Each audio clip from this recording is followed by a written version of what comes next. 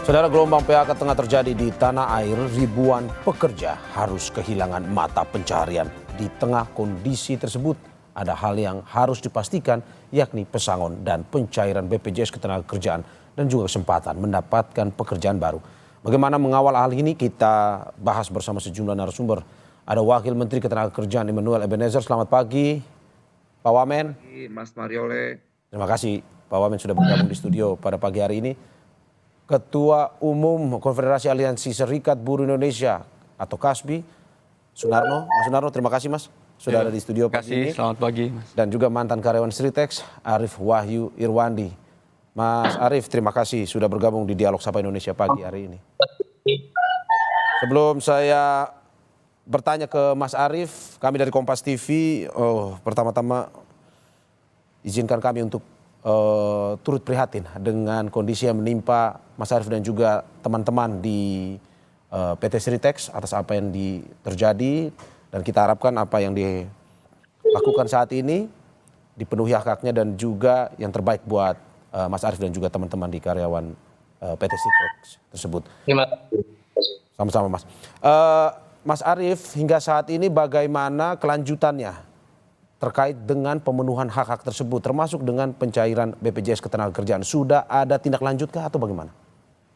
Iya, kalau kami dari karyawan Sritex, yang pertama adalah gaji terakhir. Gaji terakhir itu sudah diberikan, walaupun belum semuanya ya. Maksudnya ada ya gantungan atau ganti cuti itu belum semuanya dikasih, hanya sebagian sudah dikasih. Untuk pencairan BPJS Ketenagakerjaan, JKP dan lain sebagainya masih kita urus dari tanggal 1 kemarin sampai tanggal 10. Dan mungkin hari ini nanti saya jatah untuk mengurus itu, pemberkasan. Oke, kalau sesuai dengan Undang-Undang Cipta Kerja kan ada 3 tuh Mas. Ada uang pesangon, uang penghargaan masa kerja, dan juga uang penggantian hak kerja. Apakah memang itu pada saat Anda mengurus juga disebutkan pada akhirnya nanti diberikan kepada Anda?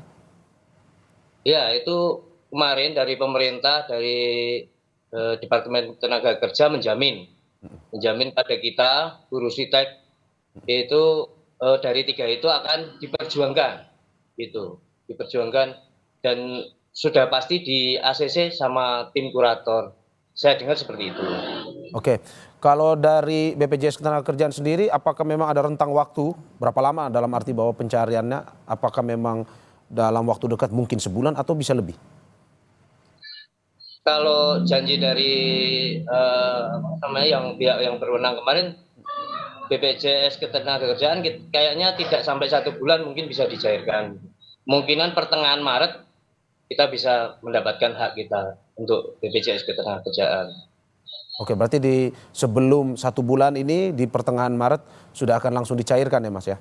Ya. Oke. Janji pemerintah itu. Oke, dalam waktu hingga dari saat ini hingga nanti masa pencairan, bagaimana Anda dan juga mungkin cerita teman-teman di karyawan Sritex sendiri mencoba menghidupi sehari-hari ini sambil menunggu pencairan dari BPJS Ketenagakerjaan?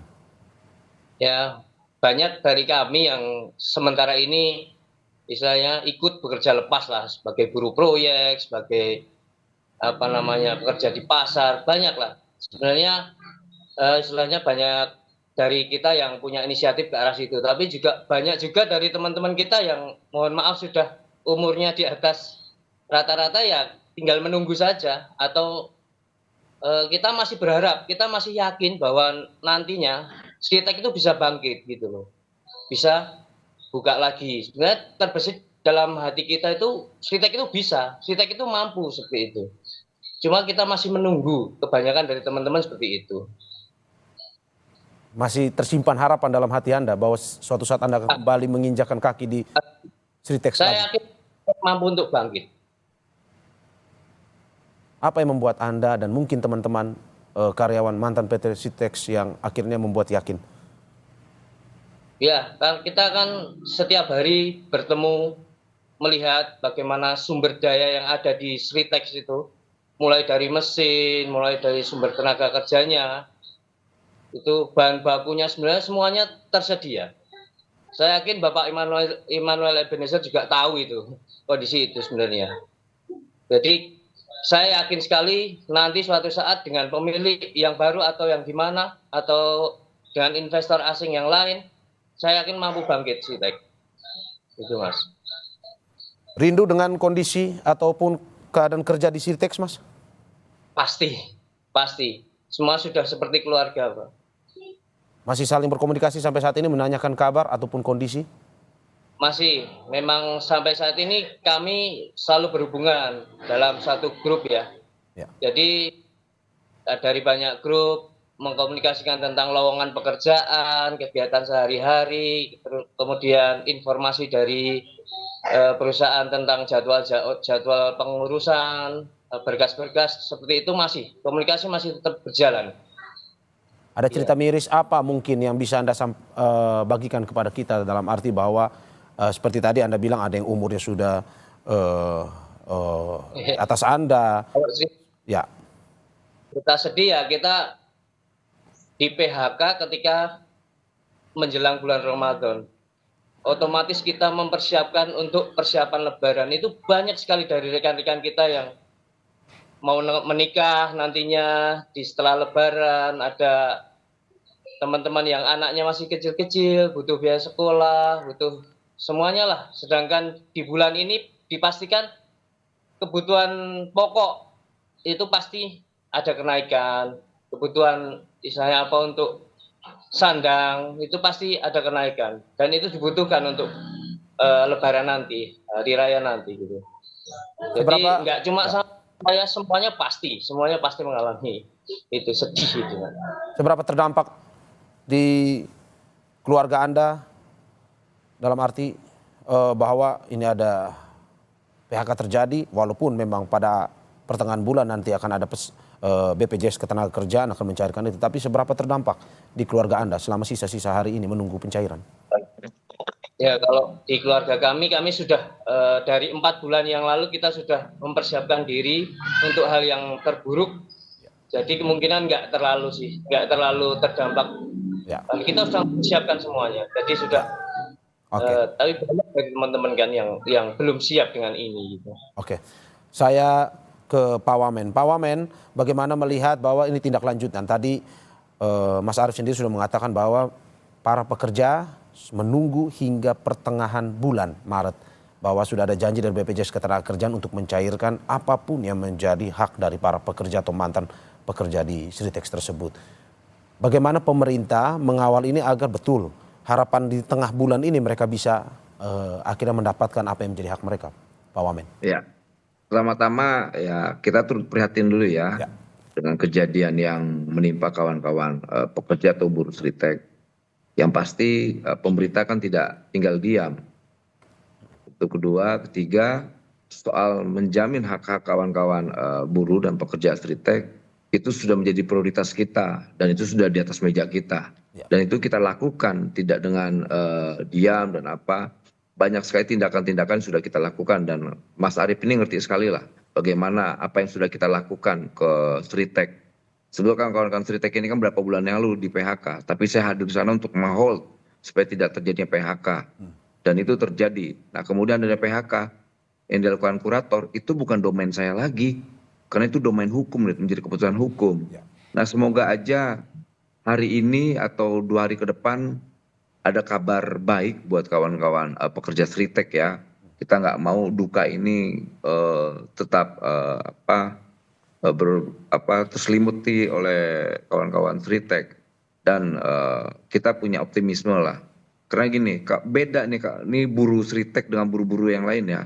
Mereka di Sritex itu jiwa patriotismenya itu tinggi sekali. Saya ngerasain atmosfer itu, kayak Mas Arief. Jadi mereka tuh secara emosional antara perusahaan, owner dan buruh itu seperti emang keluarga besar, itu beda banget ya benar. Jadi nuansa emosional itu benar-benar ada di Sritex itu. Makanya mereka merasa kehilangan rumah kedua mereka mungkin menurut saya. Mereka merasa kehilangan. Jadi wajar ketika kawan-kawan itu nangis dan sebagainya. Nuansa emosional itu terkuak kayak di sana ya. Saya pun sebenarnya mau nangis sebetulnya ngeliat situasi itu. Tapi ya sudahlah, kita kan negara nggak boleh emosional ya, negara rasional. Makanya kita melakukan upaya-upaya, tindakan-tindakan yang menjadi kewenangan saya sebagai Kementerian Tenaga Kerja. Jadi upaya-upaya itu misalnya terkait hak mereka untuk mendapatkan pesangon, kita pantau, kita lihat. Kedua, hak mereka untuk mendapatkan program jaminan kehilangan pekerjaan. Ketiga adalah program JHT, jaringan hari tua, jaminan hari tua, dan semua itu kita lakukan. Dan Mas Arief ngerasain kok, kita langsung perintah itu dinas, dan saya bilang pantau, nggak bisa tidak. Mas Arief tahu banget lah bagaimana saya melakukan upaya-upaya maksimal ke kawan-kawan buruh Sritek. Makanya saya kaget orang-orang di luar sana kok teriak-teriak, mereka nggak tahu realita itu di dalam. Yang tahu itu kawan-kawan buruh, serikat pekerja, dan kita. Makanya saya heran kenapa yang ngamuk-ngamuk orang di luar Sritek. Kawan-kawan Sritek kayak enggak, mereka sadar, mereka memaklumi dan mereka memahami situasi itu. Gitu. Jadi ya sekali lagi Mas Arief, salam hormat saya buat kawan-kawan buruh Sritek. Memang situasi ini memang tidak bisa dihindarkan. Tapi apapun itu ya negara tetap harus hadir. Negara harus hadir di tengah-tengah kegelisahan ini. Makanya kita selalu menyampaikan bahwa kita harus menjamin hak-hak kawan-kawan pekerja itu. Terkait apa? Hak mereka, hak mendapatkan pesangon. Hak apa lagi? Hak mendapatkan program-program dari pemerintah. Nah kemudian kalau kawan-kawan buruh atau pekerja ingin alih profesi, misalnya mau jadi tukang las, operator apa gitu. Nah itu kita ada BLK yang kita siapkan. Gitu. Jadi ruang-ruang untuk mencari pekerjaan di luar juga kita sedang upayakan. Misalnya kita coba mengumpulkan mitra-mitra industrial kita, coba mana-mana aja yang kawan-kawan butuh tenaga kerja. Ini ada kawan-kawan kita di buruh Sritek gitu. Mereka kan sudah terampil, mereka bukan pekerja-pekerja malas, mereka pekerja semua di situ.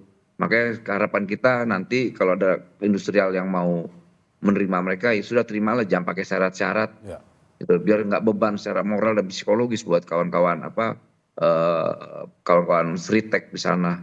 Ya. Itu yang bisa saya sampaikan, Mario.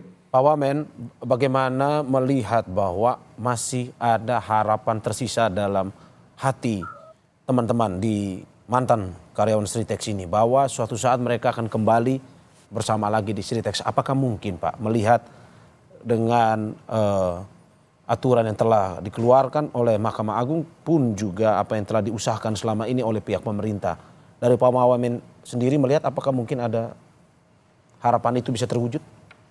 Ya harapan itu kan harus ada, tidak boleh tidak. Ya. Bangsa ini nggak boleh kehilangan harapan dong. Ya. Nah soal peluang-peluang itu ya kita berharap misal nanti ada investor baru, semoga ada rekrutmen baru gitu loh. Ya. Itu kan yang menjadi harapan Mas Arief dan kawan-kawan. Ya. Dan jangan dipersulit, yang paling penting itu. Ya kan Mas Arief? Ya, betul Bapak.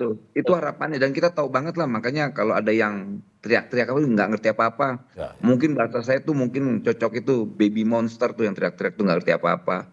Tampangnya serem tapi lemah. Oh kita ini masih kuat, kawan-kawan buruh Sritek aja kuat-kuat semua, mereka makanya nggak gentar. Karena mereka sudah tertanam jiwa-jiwa patriotik. Bayangkan mereka tuh ada upacara-upacara khusus di sana dan orang tidak ada yang tahu itu. Gitu loh. Bagaimana patriotisme mereka antara pekerja, manajemen, sampai owner, sampai semua. Makanya etos kerja mereka itu luar biasa. Dan menurut saya udah luar biasa lah. Saya ngerasain atmosfer itu sampai sekarang. Makanya saya selain ada rasa duka ya saya menghormati semangat kawan-kawan buruh Sritek. Mereka bukan orang-orang lemah, mereka orang-orang tegar dan kuat. Ya, oke. Saya ke Mas Sunarno dari Kasbi. Mas Sunarno, bagaimana melihat tragedi menimpa para karyawan di Sritek? Pun juga pemerintah sampai saat ini terus mengupayakan bagaimana pemenuhan hak-hak yang harus mereka dapatkan. Dari Kasbi sendiri melihat bagaimana ke depan ini hak-hak ini harus sampai ke tangan mantan karyawan Sritek ataupun mereka yang di PHK secara utuh dan juga bisa terpenuhi. Ya, terima kasih Mas. Ya, terkait dengan kasus PHK yang dilakukan oleh PT Sritek terhadap para pekerja atau para buruh, ya tentunya kami dari pengurus pusat Konfederasi Kasbi menyampaikan keprihatinan mendalam atas kasus PHK tersebut. Dan saya pikir kawan-kawan pekerja, kawan-kawan buruh di PT Sritek tetap harus memperjuangkan hak-haknya. Tadi saya juga mendengarkan langsung dari Pak Arif Wamen dan juga Mas Arif ya terkait dengan situasi atau kondisi yang terkini gitu ya, terkait dengan PHK yang terjadi. Sebelum masuk ke soal hak-hak atau PHK yang ada di kawan-kawan PT Sritek atau mungkin di kawan-kawan yang lain juga ya. Tadi disebut juga ada PT Danbi Internasional di Garut juga. Terkait dengan kepailitan ini memang harus kita perhatikan gitu. Karena kan kalau kita bicara aturan undang-undang misalnya pasca putusan MK 68 ya, Undang-Undang Cipta Kerja yang kemarin seharusnya memang terkait dengan PHK ini harus ada upaya pencegahan ya dari pihak serikat pekerja, dari pihak pengusaha dan juga dari pihak pemerintah sendiri gitu. Lalu juga yang perlu dipahami terkait dengan PHK sendiri kan kenapa fenomena PHK karena pilot ini muncul gitu. Karena kemarin mungkin saya juga menyampaikan terkait dengan pengurangan hak pesangon yang dilakukan oleh perusahaan gitu ya, yang tadinya misalnya seharusnya itu kalau perusahaan rugi misalnya di Undang-Undang 13 2 kali PMTK, lalu kalau kemudian ada pilot 1 PMTK, 1 kali PMTK. Nah sekarang ini kan menjadi setengah PMTK, artinya ini ada pengurangan hak-hak pesangon. Nah di sini saya kekhawatiran kami gitu ya, ada terjadi monopoli atau manipulasi dari perusahaan-perusahaan yang sengaja ya untuk melakukan PHK terhadap buruhnya yang memang masa kerjanya itu sudah puluhan tahun, Mas. Jadi ini kan selisihnya kan sangat banyak gitu ya kalau terjadi PHK. Maka kami juga masih belum clear soal kepailitan ini, apakah benar kepailitan ini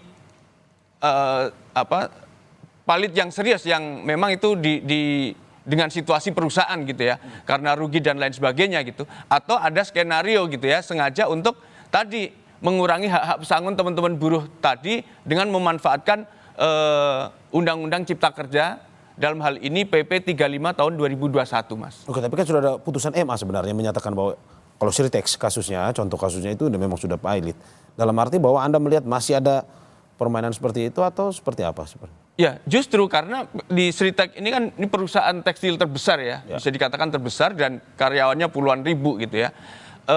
Yang kita khawatirkan ini kalau dari kita, dari serikat pekerja, dari pemerintah enggak melihat kasus ini lebih dalam, ya khawatirnya ini jadi tren juga nih bagi perusahaan-perusahaan yang lain gitu. Nanti tiba-tiba muncul perusahaan ada dipilotkan gitu dari pihak biasanya itu perusahaan-perusahaan suppliernya atau vendor-vendor gitu, Mas. Nah ini yang saya khawatirkan. Makanya saya juga meminta kepada Pak Wamen agar proses ini benar-benar diawasi gitu. Ya jangan sampai nanti justru teman-teman pekerja ini justru dikorbankan gitu. Karena kalau di sini ya, misalnya tanggung jawab PHK itu setelah dipilotkan itu kan jadi masalahnya itu kan ada di kurator, Mas. Ya. Nah, nanti itu sudah kan bukan di perusahaan awalnya lagi ya? Bukan. Dia sudah diserahkan ke kurator ya? Dengan kurator, lalu nanti kan ada lelang perusahaan ya kan, harus dijual tuh. Nah, kita kan juga nggak tahu nanti apakah hak pesangonnya itu bisa dicukupi dari hasil penjualan dari asetnya tadi gitu. Nah ini kan juga yang saya khawatirkan dari proses ini tadi disampaikan oleh Pak Wamen, dengan proses pengawalan ini ya memang harus ketat gitu. Dari pemerintahan daerah ya, misalnya di Snaker Kabupaten Sukoharjo, Bupati, lalu juga dari Gubernur Jawa Tengah.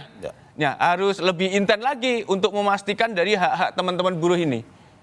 Ya tidak hanya Sritek, tetapi memang dari Kasbi sendiri melihat bahwa seluruh perusahaan yang akhirnya memphk-kan karyawannya ini yang pada akhirnya terus menjadi tanda tanya ya, Mas. Betul. Jadi bukan hanya Sritek, ada di Garut, ada di PT Danbi, ada juga di PT Bapintri dan juga ada di Kalimantan Barat itu PT Duta Palma di Sambas. Ya, oke. Oke, saya ke Pak Wamen. Pak Pak Wamen, bagaimana mengawal apa yang dikhawatirkan oleh Kasbi ini, di mana saat ini untuk terkait dengan pesangon dan segala macam sudah bukan di pihak perusahaan utamanya, tetapi di kurator, dan bagaimana kurator itu memenuhi hak-hak atau pemenuhan hak dari para karyawan tersebut sehingga mereka bisa mendapatkan seluruh hak sepenuhnya. Tapi jangan dijawab dulu Pak Wamen, kita saksikan usai jeda berikut. Saudara, sebelum kita lanjutkan dialog kita pada pagi hari ini, kami akan ajak Anda untuk memantau situasi terkini pasca pemutusan hubungan kerja karyawan PT Sitex yang kini tengah melengkapi berkas pencairan dana BPJS Ketenagakerjaan. Informasi terkini kita tanyakan langsung ke jurnalis Kompas TV Nikolaus Irawan yang sudah berada di Sukoharjo di Jawa Tengah. Selamat pagi Mas Niko. Bagaimana proses pencairan BPJS Ketenagakerjaan untuk mantan pegawai Sritex dari pantauan yang Anda ingin sampaikan kepada kita dan kapan bisa dicairkan? Baik, selamat pagi Mario dan juga saudara. Memang benar pada hari ketiga pasca PHK massal ribuan buruh Sritex ini, mereka diminta untuk kembali datang ke pabrik untuk mengurus pengajuan berkas dari BPJS Ketenagakerjaan. Nah, untuk hari ini yang dijadwalkan pada pukul 8.30 nanti diundur menjadi pukul 10 pagi begitu. Nah, untuk proses pencairannya saat ini kita masih menunggu konfirmasi pihak yang bersangkutan, dan karyawan yang kami tanya hanya menjawab nanti akan diinfokan kemudian begitu, Mario. Oke, berarti hingga saat ini jam 10 nanti ya, sesuai dengan informasi Anda, Niko, bahwa mantan karyawan PT Sritex akan berkumpul dan juga untuk mengurus BPJS Ketenagakerjaan ya? Ya, betul sekali. Nanti pukul 10 mereka baru akan berbondong-bondong datang ke pabrik untuk menyerahkan berkas-berkas yang diminta seperti NPK, buku peserta BPJS, kemudian fotokopi KK, fotokopi KTP, dan fotokopi buku tabungan. Begitu, Mario. Ya, terima kasih Nikolaus Irawan atas laporannya dari Sukoharjo, Jawa Tengah. Selamat bertugas kembali. Dan saya kembali bersama para narasumber saya. Ada Wakil Menteri Ketenagakerjaan Immanuel Ebenezer, ada Ketua Umum Konfederasi Aliansi Serikat Buruh Indonesia atau Kasbi, Sunarno, dan juga mantan karyawan Sritex Arif Wahyu Irfandi. Saya ke Pak Wamen. Pak Wamen, bagaimana tadi kelanjutan bahwa ada ketakutan, mungkin juga kekhawatiran dari Kasbi yang mengatakan bahwa ini perusahaan pada akhirnya apakah mungkin saja harus akan menghindari terkait dengan pesangon atau tidak, karena saat ini sudah bukan di tangan perusahaan lagi tetapi sudah di tangan kurator untuk memenuhi hak-hak dari karyawan yang terkena PHK tersebut. Bagaimana pemerintah ini mengawal agar ini sampai ke tangan masyarakat yang terkena PHK?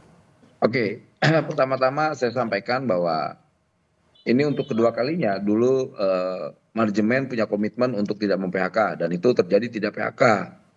Kemudian kemarin Pak Wawar atau Pak Iwan itu punya komitmen tetap memberikan pesangon. Itu komitmen perusahaan ya, manajemen. Mas Arief tahu ya Mas ya. Artinya komitmen-komitmen itu tetap dijalankan. Kemudian ada persoalan-persoalan yang lain, ya kan itu bukan domain kami lagi. Yang jelas kita akan tetap menjaga hak-hak buruh dan itu harus menjadi prioritas kita. Gitu, jangan sampai kekhawatiran yang disampaikan Mas Nono itu terjadi. Karena gini, perusahaan itu ada dua. Ini sebenarnya kan Sritex ini kan tidak mau dipilotkan. Dia tidak mau. Maunya going concern tetap berjalan. Tapi kan dipilotkan. Beda dengan modus-modus di industri yang lain. Memang sengaja untuk meminta dipilotkan untuk apa? Menghindar dari kewajiban-kewajiban perusahaan untuk membayar kawan-kawan buruhnya, pekerjanya. Nah kalau Sritex ini beda Pak. Sritex ini tidak mau dipilotkan. Bahkan kita kemarin sepakat yuk bikin going concern aja. Agar apa? Ini tetap berjalan, tidak terjadi PHK. Tapi kan ada keputusan hukum yang lain.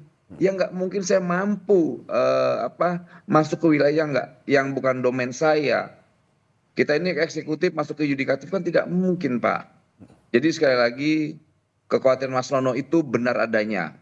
Tapi semoga itu tidak terjadi di Sritex. Kenapa? Semangat kawan-kawan Sritex, kita siapa sih mau PHK? Manajemennya itu punya komitmen untuk tidak PHK. Negara juga. kawan-kawan buruh apalagi tidak mau, mereka tidak mau. Karena menurut saya PHK itu kayak sosok monster di telinga mereka. Itu. Dan kita kemarin tuh meyakinkan untuk tidak ada terjadi itu. Tapi Oke. gimana? Kita sudah maksimal loh, kita sangat maksimal. Kawan-kawan Tritek tahu sekali. Nah, sekarang ya tugas kita sebagai pemerintah coba mengawal hak-hak kawan-kawan buruh agar kekhawatiran yang disampaikan Mas Rono itu tidak terjadi. Oke, Pak Karena memang Wamen. pada umumnya itu yang terjadi. Contoh di Garut. Ya. Di Garut memang sengaja dipilotkan karena memang itu keinginan mungkin ya, mungkin keinginan pengusahanya untuk apa? Menghindari kewajibannya untuk apa? Terkait upah, terkait pesangon, terkait dan sebagainya. Maka ini beda kasusnya, Seritek ini paling beda di antara semua. Berarti Anda mau bilang bahwa walaupun ini ketakutan ini tidak terjadi di Sritex, tapi memungkinkan terjadi di perusahaan-perusahaan lain seperti yang Pak Wamen bilang tadi ya? Sudah terjadi, Ya. banyak. Tanya Mas Nono tahu tuh data-datanya. Banyak di Tangerang, di mana Sukabumi, Bandung, di Jawa Tengah, Ya. itu terjadi. Itu terjadi. Menghindari untuk kewajiban-kewajiban perusahaan terhadap kawan-kawan buruh banyak. Nah ini di Sritek beda. Oke, dan bagaimana pengawasan pemerintah, Pak Wamen? Dalam arti bahwa ini yang mungkin perusahaan-perusahaan yang memungkinkan terjadi untuk, dalam tanda kutip, mencoba untuk mempilotkan, untuk menghindar hak karyawannya. Nah kita ini kan Menteri Tenaga Kerja, Kementerian Tenaga Kerja. Kami hanya domain kami terkait bagaimana membangun harmonisasi, kemudian menjaga kewajiban-kewajiban buruh, kemudian supaya tidak ada PHK. Nah di luar itu ya itu kan penegak hukum yang bisa melakukannya. Kami tidak bisa menjangkau itu. Oke, tapi data dan segala macam dari pihak kementerian pun juga sudah bekerja dengan aparat penegak hukum ya Pak? Ya, semoga kita akan melakukan kolaborasi agar ke depan ini hal-hal yang seperti ini bisa kita meminimalisir lah. Karena kan nggak boleh juga di pemerintah aja. Nanti kita kan akan menggandeng kawan-kawan serikat pekerja atau serikat buruh. Kemudian apalagi hari ini kemarin ada beberapa bulan yang lalu institusi kepolisian kita buat namanya Desk Ketenagakerjaan. Jadi komitmen-komitmen antar lembaga ini sudah mulai membaik lah ya. Apalagi nanti ini kan saya ke Garut nih, ke PT Ultimate Nobel Indonesia. Di situ ada penerimaan sekitar 10.000 tenaga kerja. Ya. Dan saya semoga juga saya hadir di tempat-tempat kawan-kawan yang di PHK itu alis-alis itu apa tuh? Di tempatnya Mas Nono, basisnya Mas Nono ini. PT Danbi. Jadi apa Mas Nono? PT Danbi Internasional, Pak. Ya semoga saya bisa hadir di sana juga nemuin kawan-kawan pekerja. Itu. Saya ini selalu keliling ke kawan-kawan, belum Turun pernah langsung di ya, mana Pak itu Wamen? di Pekalongan. Ya. Itu perusahaan dipilotkan dengan kuratornya, kabur orangnya. Kasihan lihat kawan-kawan buruh yang nangis-nangis, gitu. Jadi banyak banget persoalan buruh ini, tapi kan kita tidak tinggal diam. Kita tetap kerja, kita melakukan upaya-upaya yang maksimal, gitu. Memang kita mampu ngeliat tetesan air mata buruh, nggak mampu Pak. Karena itu saudara saya semua. Ya. Itu saudara saya semua. Gimana saya ngeliat saudara-saudara saya nangis? Ya. Sakit hati saya sebetulnya. Ya. Ini saya tegar-tegarin aja, saya bergaya aja nih tegar nih. Padahal hati saya tuh runtuh sebetulnya ngeliat kawan-kawan buruh nangis. Saya ngebayangin anaknya sekolah, anaknya makan, bayar kontrakan, belum lain-lain. Itulah persoalannya. Tapi nggak apa-apa, beban ini harus saya pikul. Saya nggak mundur sedikit pun. Sekali lagi saya bukan tipikal orang yang cengeng. Saya hadapin persoalan itu, beban itu saya hadapi. Saya yakin doa-doa buruh menyertai hidup saya. Oke, saya ke Mas Arief lagi. Mas Arief, ada usulan ataupun solusi dari pemerintah yang menyediakan lapangan kerja, ada 10.000 lebih lapangan kerja di Sukoharjo. Itu untuk membantu mantan karyawan Sritex yang terkena PHK. Dari Mas Arief maupun juga dengan teman-teman karyawan yang lain, apakah memang ini menjadi solusi jangka panjang pula untuk bisa menghidupi keluarga, ataupun ada solusi lain yang mungkin bisa ditawarkan ke Pak Wamen? Ya kalau dari kami ya, dari pekerja mantan ex-Sritex ya, yang utama adalah kita minta untuk realisasi masalah hak-hak kita dulu aja. Kalau istilahnya lowongan kerja yang baru, memang kita udah dapat info banyak sekali lowongan kerja yang dibuka di Sukoharjo. Ya. Tapi kembali lagi saya utarakan bahwa banyak dari kami yang saat ini usianya mungkin lebih dari apa yang dipersyaratkan atau syarat formal untuk masuk ke perusahaan tersebut gitu. Jadi saya minta diperhatikan juga untuk rekan-rekan ex-Litek yang notabene umurnya sudah lebih dari 45 tahun lah seperti itu. Karena kebanyakan syarat masuk perusahaan biasanya 18 sampai ke 30 35. Di atas itu mungkin pengalaman ya, mungkin pengalaman, tapi yang utama kan yang sepuh-sepuh biasanya akan kesulitan, yang sudah berumur pasti kesulitan untuk ke arah situ, untuk masuk ke lowongan tersebut. Nah, saya minta untuk pemerintah juga yang berwenang lah untuk memperhatikan ke arah situ. Itu sangat sensitif sekali karena Sitek banyak sekali karyawan yang di PHK itu banyak sekali gitu loh. Dan kebanyakan umurnya memang sudah mohon maaf sudah sepuh gitu. Ya. Ya. Pak Wamen mungkin langsung bisa menjawab bahwa oke, salah satu sisi bagus untuk mereka yang masih bisa bekerja, tapi ada juga yang usianya sudah memang pada akhirnya membatasi mereka untuk bisa dalam jangka waktu yang panjang. Ya, di situ yang menjadi concern kita ya, makanya nanti semoga dengan adanya investor baru ini tidak menghalangi dengan syarat-syarat yang berat itu. Ya. Karena kita tidak mau dibatasi soal umur. Pokoknya prinsipnya syaratnya harus dibuka seringan-ringannya. Misalnya mereka masih punya energi untuk bekerja. Ya. Gitu. Itu syaratnya. Jangan sampai umur 18 sampai 30. Kacau dong, kasihan dong yang umur 45 nggak bisa kerja. Umur 40 nggak bisa kerja, itu saya nggak mau. Gitu ya, nggak mungkin lah buka syarat umurnya 60 sampai 70. Ya, tapi yang pasti yang masih produktif bekerja ya diterima. Ya saya coba untuk mengawal itu ya. Semoga ini bisa terlaksana lah. Karena gimana, kasihan masa umur 45 nggak diterima padahal mereka masih punya kemampuan energi bekerja. Ini menurut saya nih membuat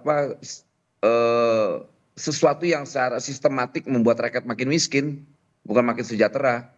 Dan ini sistem yang menurut saya sistem yang jahat untuk rakyat lah. Jadi semoga Mas Arief, harapan-harapan kita berjuang lagi, jangan kita putus harapan. Harapan itu masih ada. Semoga dengan hadirnya saya sebelum saya dicopot atau saya dipecat, keberpihakan ini tetap saya dedikasikan untuk kawan-kawan buruh lah. Pak Wamen, Anda saya nggak akan mundur sedikit pun dari perjuangan saya. Pak Wamen, Anda lebih emosional pada pagi hari ini menceritakan terkait dengan karyawan Sitek dibandingkan wawancara-wawancara sebelumnya. Apa yang Anda ingin sampaikan, bahwa mungkin Anda ingin melihat ya harus dibantu teman-teman di karyawan PT Sitek ini, tapi atau bagaimana? Ya gimana, sedih sekali Pak. Karena situasinya beda. Itu kan persoalan emosional yang mereka merasakan, itu rumah mereka. Mereka bisa tertawa di situ, nangis di situ, makan di situ. Saya ngerasain atmosfer itu. Lantas tiba-tiba mereka di PHK, gimana rasanya? Yang nangis itu semua nangis Pak. Sedih saya juga. Malu saya lebih malu.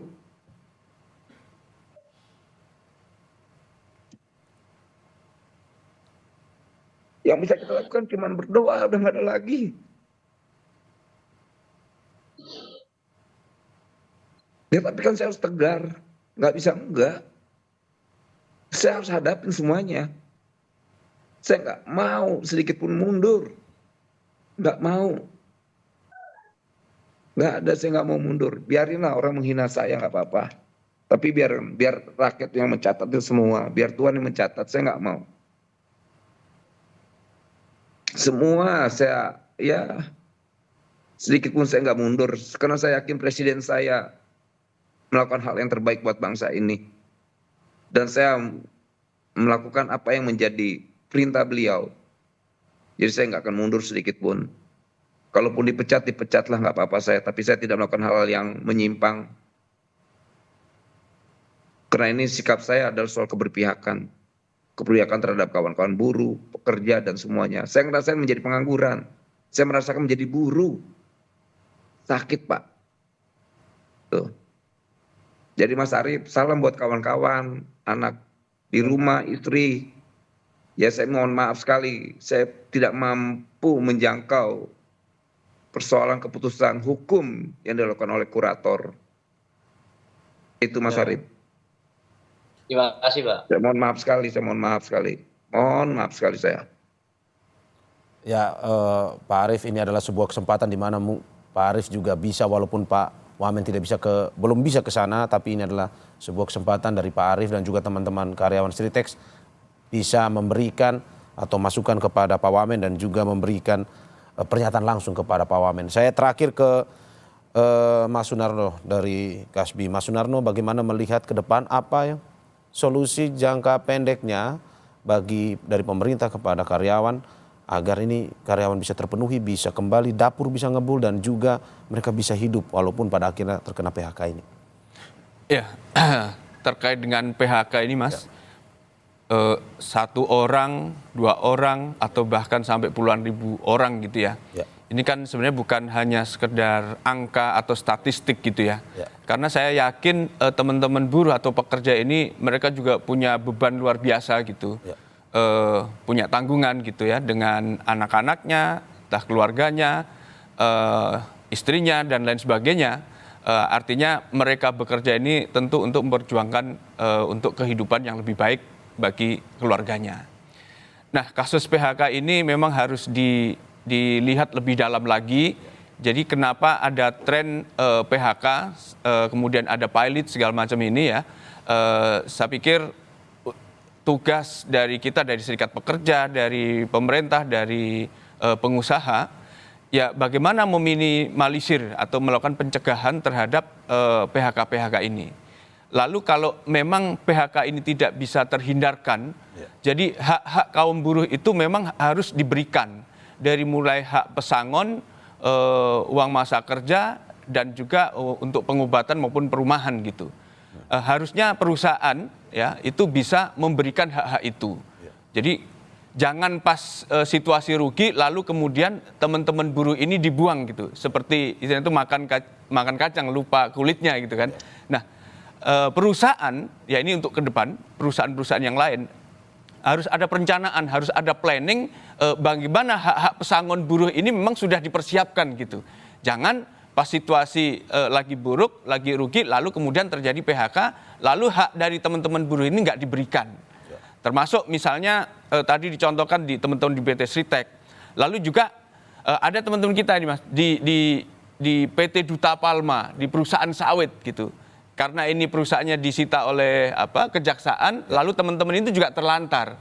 Lalu juga tadi di PT Danbi Internasional, lalu juga di PT Bapintri di Cimahi, di Sumedang ada PT Natatek, lalu ada PT KFC, lalu ada juga yang baru ini ada Tip Top katanya Mas.